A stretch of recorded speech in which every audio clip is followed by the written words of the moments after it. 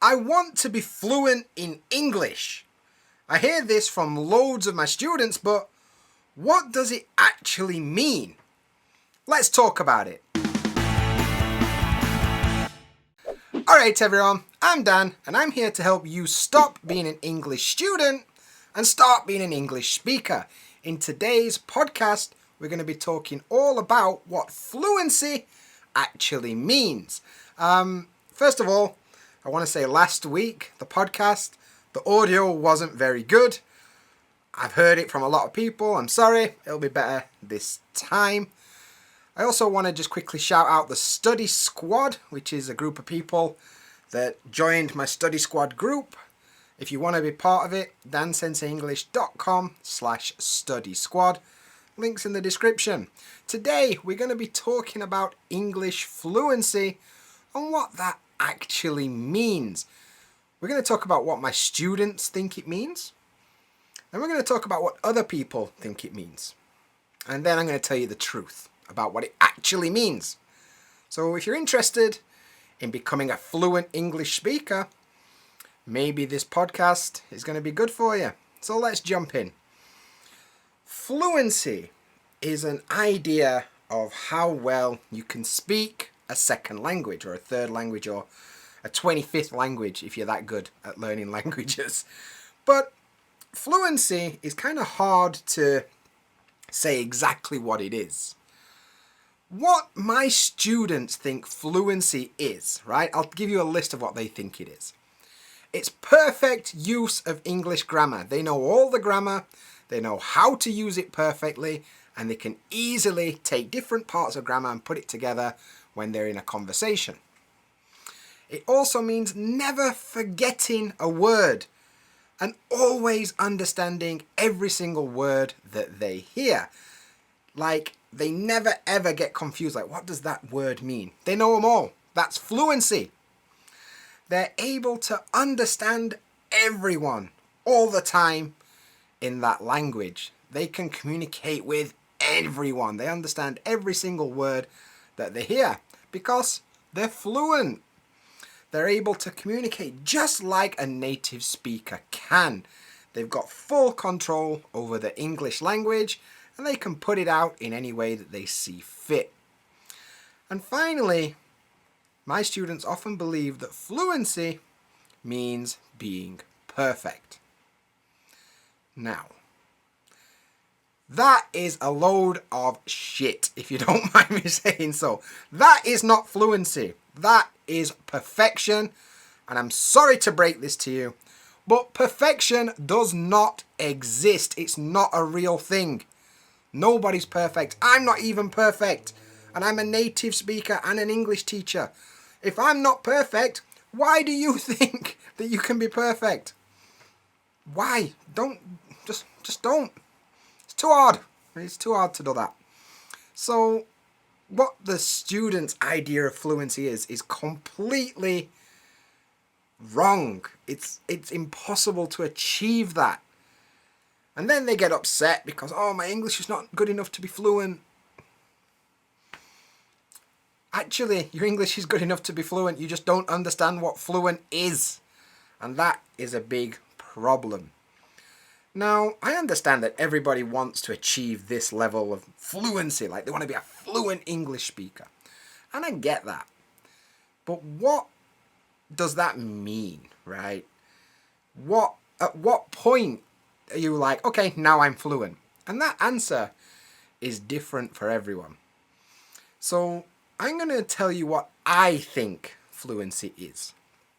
And for me, what fluency means. I think fluency means you can talk about things that you need to talk about, right? You can go to the doctor and explain that your back hurts. You can go to the supermarket and ask where the pineapples are.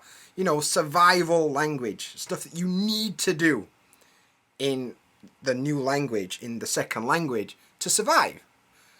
That is fluency. Also, being able to have a conversation about stuff that interests you, I think, is really important in terms of fluency.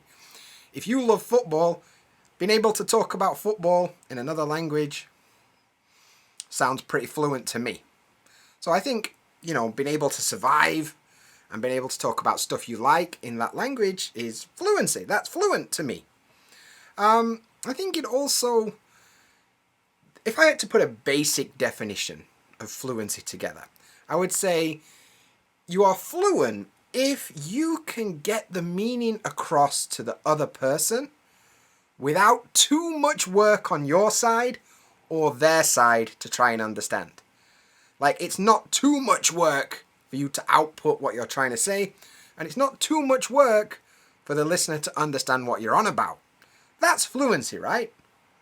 To me, if the meaning is getting across and the other person can understand it without too much extra work, jobs are good 'un, as we say. Jobs are good 'un. I also think, in terms of communication, not having like massive pauses in the middle of your sentence. A lot of students, they'll speak and then they'll stop while they kind of process the next part of the sentence, and there'll be long pauses, 5, 6, 7 seconds in the middle of their sentence while they're able to, put together the rest of the sentence in their head, right? And that's what people do. And if you're doing that and there's a long pause, I wouldn't say that you're fluent yet. Close, but not yet. So try and avoid those long pauses.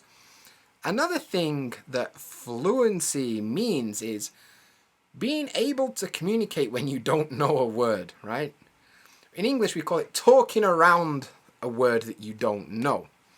Now, let's imagine we're talking in Japanese, right? And for some reason, I don't know the word for scissors in Japanese. It's hasami, but let's imagine I don't know this word. And I need to explain scissors when I don't know the word scissors. So I need to talk around the problem. And you can do things like, it's those things, it's like 2 knives with circles on the bottom and you use them to cut hair. Ah, you mean scissors. Yeah, scissors, that's what I mean. Having that skill, where even if you don't know the word, you can still get the meaning of that word to the other person. That's a very good skill, and if you can do that, I'd say that's a big part of fluency. And this one, if you only listen to one thing in this entire podcast, pay attention to this part. Making mistakes. You can still make mistakes and be fluent. That's fine. As long as the other person can understand what you're trying to say, and there's not too much extra work, even if your grammar's not perfect, even if you use slightly strange words. Fluency. To me, that's what I think. I think fluency is misunderstood. For me, I can do those things in Japanese, so I consider myself fluent Japanese speaker. A lot of people wouldn't. My Japanese is not good. I'll be honest with you, my Japanese is not good. But I can do all of those things. I can talk about my interests. I can survive. I don't have huge pauses in communication. I can explain around the problem. I can do those things, so I consider myself fluent, even though I don't consider myself good. That's a big distinction to make. In preparation for this podcast, I actually looked at what some polyglots think, right? That word, polyglot. This means somebody who speaks multiple languages. I think the minimum is 4. After you speak 4 languages, you become a polyglot. And basically people who study languages and they speak like 5, 6, 7, 10, 14 languages, big brain kind of people. And I looked at what they think fluency is, because they know more about it than I do. I can speak 2 languages. They can speak a lot more. They know more about fluency than I do. So I want to read some things that I found out when I was looking into this. First is a quote from Shannon Kennedy. She runs a website, Eurolinguistic. And she said, "In my opinion, fluency is when you're able to speak and understand a language enough that it doesn't hinder your ability to communicate." So she says, as long as you understand enough that you can communicate with people, that's fluency. Zachary Ngai, the guy that made the website Hello Talk, maybe some of you guys know that website. This is what he said. "One has attained language fluency when he or she can communicate clearly and effectively with other people in that language. Once again, Zachary's saying, as long as you can communicate, that's fluency. Steve Kaufman, this guy runs LingQ, and he speaks like 15 languages. You'll definitely see him on YouTube if you search for him. He says the meaning of fluency in a foreign language is clear. It refers to the ability to converse with a native speaker on a variety of subjects without much strain on the other side. That's good. And finally, Simon Agger from Polyglots said, you may make mistakes, forget or not know words, and your pronunciation might not be perfect, but you can communicate your meaning well enough to be understood by native speakers. If you can do that, congratulations, you're fluent in the eyes of people who know what fluency is, right? So that is what fluency is. And I think a lot of students and a lot of language learners get a bit surprised when they realize what fluency actually is. It's not perfection. It's being able to communicate in another language, even if it's not perfect, right? So the truth of this matter is fluency doesn't equal perfection. They're not the same thing. Fluency is possible. Perfection is not. So fluency is a better thing to aim for. Fluency is closer to B2 on the CEFR scale. You know the A1, A1, A2, B1, B2, C1, C2. B2, so upper intermediate, is closer to fluency than what people think.